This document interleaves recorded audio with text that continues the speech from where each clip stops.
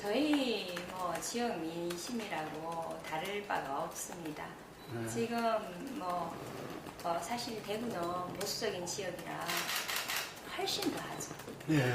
훨씬 더 하고 심지어는 이제 아무래도 보수적이다 보니까 세월호법 하지 말아라 끊는 얘기까지 사실 나와요.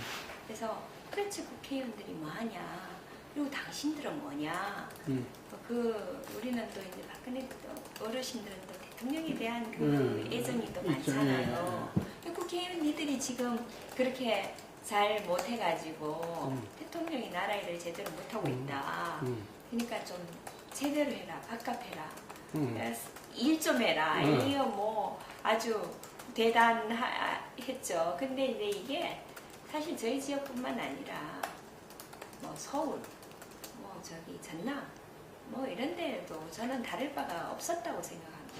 지금 이제 저희 그 원내 대표가 1차, 2차 어쨌든 합의안을 도출을 했습니다. 그런데 이제 그 합의안을 도출한 것을 우리 당은 추인을 받았고 이제 샘명 같은 경우에는 지금 사실은 이게 추인을 받은 것도 아니고 거부를 한 것도 아니고 그렇죠. 이런 상황입니다. 예. 그래서 사실 여기에서 그거는 안 됩니다, 추인이 안 됐습니다라고 하면 또 이제 그 다음은 뭐 어떻게 될지 모르겠지만 이미 이런 상황에서 뭐 더 어떻게 한다는 것도 그렇고 지금 뭐 우리 원내대표 입장에서는 사실 마땅히 얘기할 상대가 없어진 상황인데 세월호법은 박근혜 대통령도 말씀을 하셨지만 지금 저희 당이 더 이상 해줄 수 있는 것을 저는 사실 누가 좀 찾아줬으면 좋겠다는 생각입니다. 현재 그 법의 테두리 내에서 우리가 해야 되지 않습니까? 네. 그 법의 테두리 내에서 저희 당이 줄 수 있는 것은 2차 그 합의안에서 이미 다 내줬습니다. 그래서 이제 사실 뭐 이건 제가 그냥 생각을 우스개로 생각을 해보는 게 뭐냐면 그때 왜 두 사람 다 그 야당과 세월호 그 유가족의 동의를 받아가지고 추천을 한다고 했냐. 차라리 우리 여당 몫이 2명 아닙니까? 그러면 한 사람만 그렇게 한다고 했으면 한 사람의 룸이 남았지 않습니까? 그러면 3차에서 그거 저를 거치면 되는데 이게 우리가 지금 줄 수 있는 게 아무도 없어서 예, 너무 안타깝습니다. 그래서 이제 이 부분은 현재 2차 그 합의 안에서 정리가 돼야 되는 박영선 그 위원장의 그 고뇌는 제가 이해를 할 수 있을 것 같아요. 그러니까 사실 저희 당도 보수 혁신을 지향하잖아요. 그리고 사실 저희 당이 19대 총선에서 공천을 할 때 좀 이쪽 편에 있는 사람들도 많이 또 했고 우리 대선 때도 저기 하나가 위한 여러분을 썼잖아요. 그런 차원에서 지금 이제 우리 세민영 같은 경우에 너무 그러니까 국민은 좌와 우는 있지만 너무 극좌와 극우는 좋아하지 않거든요. 그러니까는 이제 세민연도 일단 좀 더 스펙트럼을 넓혀야 된다. 이 생각을 가지고 저는 조금 중도에 있는 이전에 사실 새누리당을 위해서 일했던 이상돈 교수를 한 분이 또 누구 있죠? 공동위원장. 안 교수님. 그렇게 이제 하는 걸로 했었는데 아마 그렇게 했을 것 같습니다. 그런데 처음 느낌이 어땠냐? 근데 저는 그거는 조금 적절하지 않았다. 왜냐하면 일단 이상돈 교수를 딱 들으면 사람들이 새누리당을 떠올리잖아요. 그런 상황은 그렇게 세민연에 좋은 건 아니지 않을까. 그런 성향을 가진 분이 그분 말고도 많이 있으니까. 있을 텐데 하필이면 그런 쪽에서 찾아야 했지 않느냐. 저는 뭐 개인적인 생각입니다. 저는 이제 사실 정치에 늦게 입문했기 때문에 김문수 김문수 지사님에 대해서 정확하게 알지 못하지만 그분이 여태까지 한 거를 보면은 상당히 혁신적이고 그렇습니다. 그리고 이제 이번에도 그 일성이 한국형 오픈 프라이머리를 하겠다라고 했지 않습니까? 네. 사실 이 부분은 우리가 정치에서 여러 가지 문제가 나오는 것 중에 하나가 공천권입니다. 의원님도 겪어보셨죠? 지난번에. 예, 저도 뭐 엄청 겪었고요. 이 공천권 때문에 일어나는 일들이 많습니다. 네. 부작용이 많습니다. 그래서 김무성 대표님도 공천권을 내려놓겠다고 계속 전당대회 후보 시절에도 얘기를 했었고요. 그래서 이제 또 이제 이 부분은 박영선 대표도 그렇죠. 프라이머리를 하겠다고 했고, 또 이제 김문수 우리 위원장도 그 부분을 일성으로 얘기를 해서 저는 사실 우리가 쇄신하면은 뭐 여러 가지 리스트만 잔뜩 계획만 늘어놓고 하나도 안 하고 지나가는 경우가 많습니다. 그래서 그러기보다는 차라리 정말 이 정치의 그 혁신적인 한계라도 제대로 하는 것이 중요하다. 그러면은 그 공천개혁이라면 그거라도 한번 제대로 김문수 위원장이 한다면은 저는 충분히 그 위원장으로서 역할을 잘 해내지 않느냐. 그리고 여태까지 어떤 그 경력을 볼 때 잘 하시리라고 생각합니다. 예. 지금 이제 공천권을 그 당 지도부나 이런 데서 아니면 특정인이 갖고 그거를 해두른다면 결국은 라인이 생기게 되는 거고 국회의원 자체가 독립적인 헌법기관의 역할을 못하지 않습니까? 네. 만약에 만약에 그렇게 한다면 저는 국회에 못 들어왔을 겁니다. 그래, 그때 공주가 어려웠을 거 아니에요? 네, 근데 이제 저는 분명히 전제 조건이 있다고 생각합니다. 사실 저 같은 사람은 지역구보다 어제 뭐 비례대표 저는 뭐 사실은 제가 비례대표라고 처음에는 그렇게 생각했기 때문에 근데 그것보다도 시민이 사실 올바른 평가를 받게 하기 위해서는 그 기간을 줘야 됩니다.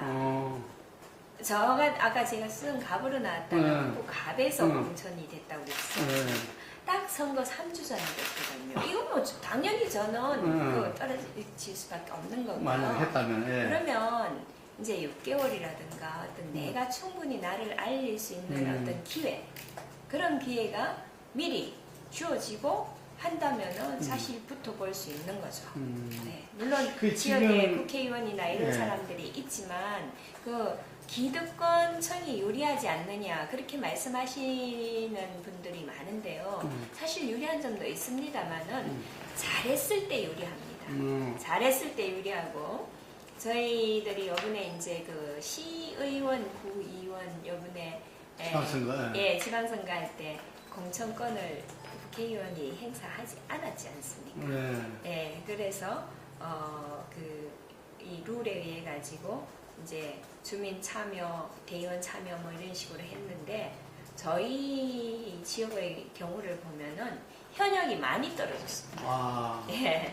저 여성 이공계 출신은 잘 없지요. 특히 공대 출신은 뭐 제가 그냥 뭐 유일하다고 보면 될 것 같은데요. MB 정부에서 사실 그 이전에 있던 정보통신부가 해체가 돼가지고 아주 여러 부처로 갔습니다. 뭐 직영부, 그 다음에 이제 문광부, 또 방통위, 뭐 이런 식으로 계속 나눠져가지고 갔는데요. 그러다 보니까 그 구심점이 없어져가지고 그때 그 5년 사이에 우리나라 IT 업계가 사실 굉장히 어려웠고 그래서 이제 저도 국회에 들어와서 이 구심점을 좀 복원을 해야 되겠다 하고 이제 그 모으는 작업을 계속 이제 주장을 하고 했었고요. 근데 어쨌든 이 ICT 분야뿐만 아니라 과학 기술이 같이 합쳐져 가지고 미래창조 가구로 이제 됐는데 사실 여기서 박근혜 대통령께서 말씀하시는 창조 경제를 주도해 나가야 되는데 예. 예전의 정통부 역할과 예전의 그 과기부 역할을 각각 따로 하는 이런 현상이 좀 나타났어요. 처음에. 예, 그래서 일기는 사실 뭐 여러분들이 말씀하시듯이 좀 조직이 창조 경제보다는 자기들 원래 하던 그 자기들 역할 이것을 서로 찾는데 급급했다. 그런데 이제 이번 2기에 들어서 저는 지금 뭐 장관님 또 차관님 이렇게 구성이 잘 됐다고 봅니다. 그래서 지금 현재 이렇게 볼 때는 창조 경제가 될 수 있겠구나 하는 희망을 가지고 지금 이제 미래부가 움직이는 것들을 볼 때도 그런 어떤 가능성들이 지금 많이 보이고 있습니다. 그래서 좀 더 지켜보면 좋을 것 같고 또 창조 경제 이번에도 이제 저희 그 대구 그러니까 큰 행사를 했더만. 그 혁신센터하고 그 다음에 이제 대기업인 삼성을 지금 연결을 했지 않습니까? 그래서 지금 창조경제 추진단에서 전국의 17개 지자체를 17개의 기업들과 지금 매칭을 하는 작업을 하고 있습니다.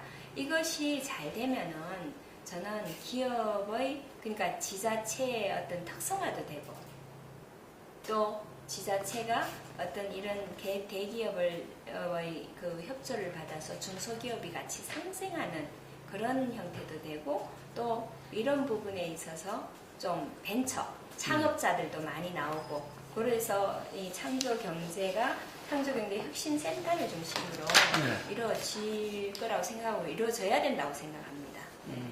지금 이제 통신 3사가 사실 독과점이라고는 얘기를 하기 어려운 게요. 3사면은 이게 단독이라야 독과점이지 3사는 사실 서로 경쟁을 하는데 우리 그 통신업계의 문제가 뭐였냐면요. 그 올바른 경쟁을 하지 않았다는 겁니다. 여태까지의 경쟁은 뭐였느냐? 단말기 보조금 경쟁이었어요.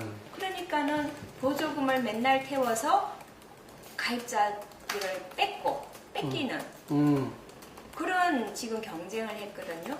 이것은 국가의 발전, 통신업계의 발전, 산업의 발전에 전혀 도움이 안 되는 겁니다. 소비자한테도 도움이 안 되는 소비자한테도 사실 소비자는 좀 싸게 해주잖아. 싸게 해주니까 도움이 되는 것 같지만 이리 가면서 내가 돈도 보태가지고 또 폰 바꾸고 저리 가면서 또 좀 공짜로도 줄 수야 있겠지만 또 이렇게 바꾸고 하지 않습니까? 소비자도 사실은 길게 보면은 도움이 안 되는 겁니다. 그래서 지금 이제 제가 그 법안을 낸 게 그 인가제 요금 인가제를 지금 그 폐지를 하면서 대신에 그 미래부가 어느 정도 14일 동안 그 반응을 보면서 통제를 할 수 있는 그런 식으로 제가 이제 법안을 발의했는데 앞으로의 이제 통신 3사의 경쟁에 틀을 바꿔줘야 됩니다. 그 경쟁의 틀이 뭐냐 하면은 요금과 서비스인데요. 지금 그러면은 인가제를 없애면은 사실 그 3사의 서비스 요금이 더 오르지 않느냐 이렇게 걱정을 하는데 사실은 그렇지가 않고요. 지금까지 요금이 형성되는 과정을 보면은 SKT가 새로운 요금제를 만들어서 미래부에 인가를 받습니다. 그 인가를 받으면은 KT가 가만히 보다가 한 달 뒤에 비슷한 거를 똑같은 요금제를 또 출시를 합니다. 또 LGT도 가만히 보다가 한 10월 뒤에 또 합니다. 그래서 사실 이게 어찌 보면 이게 자체가 담합이에요. 저는 이런 틀을 깨야 된다는 생각이고 이거를 이제 그 인가제를 폐지해버리면 눈치를 서로 안 보지 않습니까?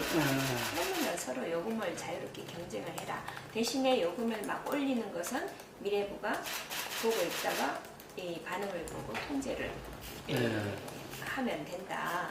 근데 사실 요금 경쟁으로 가면 지금 미국의 예를 봐도 미국 3, 4위 업체가 요금을 아주 아주 싼 요금으로 대폭 치고 나가거든요. 예. 그런 일이 앞으로 우리나라도 있을 수 있고요.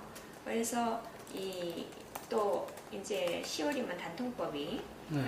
발효가 되는데 이 단말기 보조금 경쟁에 쓰던 그 마케팅 비용이 네. 이제는 이 서비스 쪽으로 옮겨오기 때문에 결국은 장기간 고객일 경우에 어떤 요금 할인을 해준다든가 뭐 서비스를 어떻게 더 해준다든가 이런 식으로 경쟁의 틀이 앞으로 바뀌어야 되고 또 바뀔 거라고 생각이 됩니다. 네. 이제 뭐 담배값 그 다음에 그 주민세 예. 이런 것들이 사실 그동안 너무 오랫동안 네, 안 올랐죠. 안 올랐습니다. 문제가 바로 거기에 네. 있습니다. 다 피해온 거죠. 네, 다 여태까지 미루었던 음. 거를 어쨌든 지금 이 정부에서 네. 누가 그 욕을 먹어도 먹고 뭐 해야 되니까 이 정부에서 지금 이제 하는 것인데 네. 담배값 같은 경우에는 사실 우리가 그 돈을 2,500원에서 4,000원으로 예를 들어서 올리면 4,500원으로 올리든지 올리면은 그 안에 포함되는 세금이 올랐을 때 그 안에 포함되는 원가가 올랐을 때는 이게 정세가 아니지만 안에 포함되는 세금이 올랐을 때는 세금이 오른 거니까 뜻으로 하면 정세는 맞습니다. 이번에 세금이 많이 올랐다잖아요. 지금 이게. 네, 뜻으로 하면 정세는 맞는데요.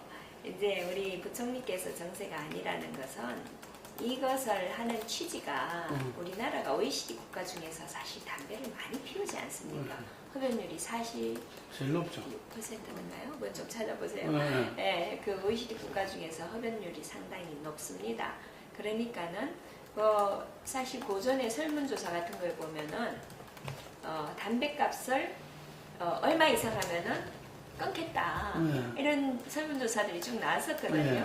그래서 담배값을 이렇게 높여가지고 흡연율을 좀 줄이자 하는 차원이고, 그래서 이것은 사실 최경환 부총리가 이제 뭐 했지만은 실제로는 보건복지부 장관이 주관을 이 기재부하고 여러 부처가 지금 관련이 되는 거거든요.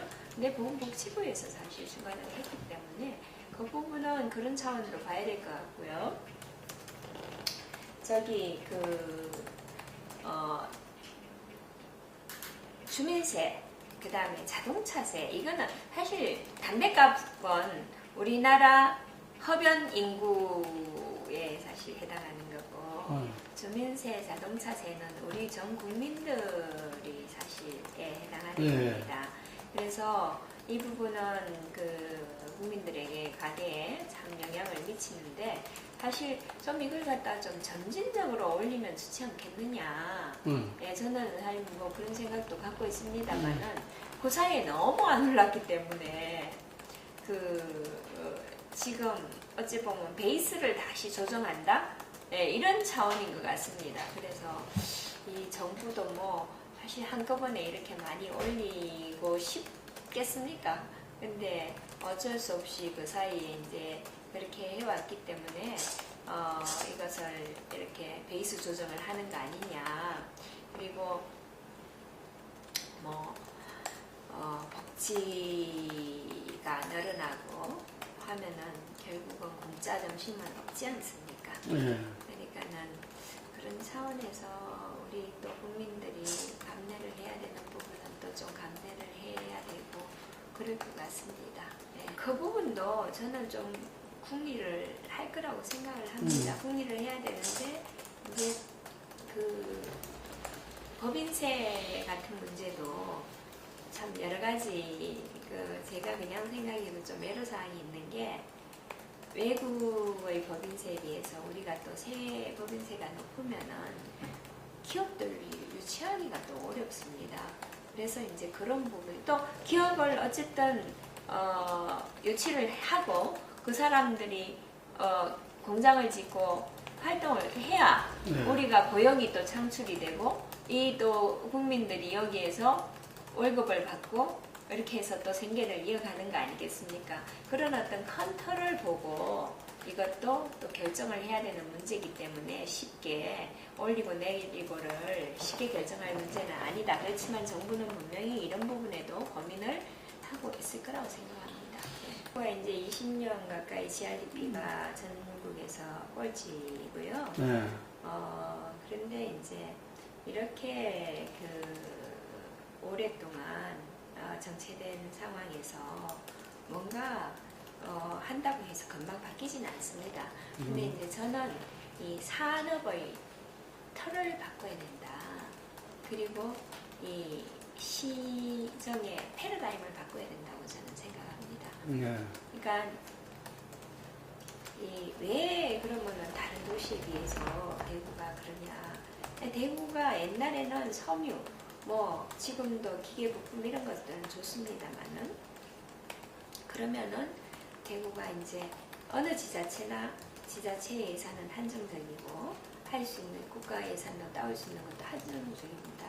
그러면은 우리 도시가 어떤 방향으로 가야 된다는 방향성을 먼저 정하고 도시의 비전을 정하고 네. 거기에 맞는 그 예산 작업을 해야 되거든요. 네. 그래서 지금 뭐 사실 이전에 시장님도 잘 고민을 했겠지만 제가 볼 때 대구가 그게 안 돼 있다고 보고요. 대구가 그러면 무슨 도시입니까? 지금 이렇게 물으면은 우리 대구는 IT 도시입니다. 아니면 뭐 우리 대구는 뭐 섬유 도시입니다. 이렇게 딱 자랑할 수 있는 무슨 할 수 있는 게 지금 없습니다. 지금 시절에 예를 들어서 광주를 예를 들면 제가 광주를 예를 많이 드는데 광주는 빛고울입니다.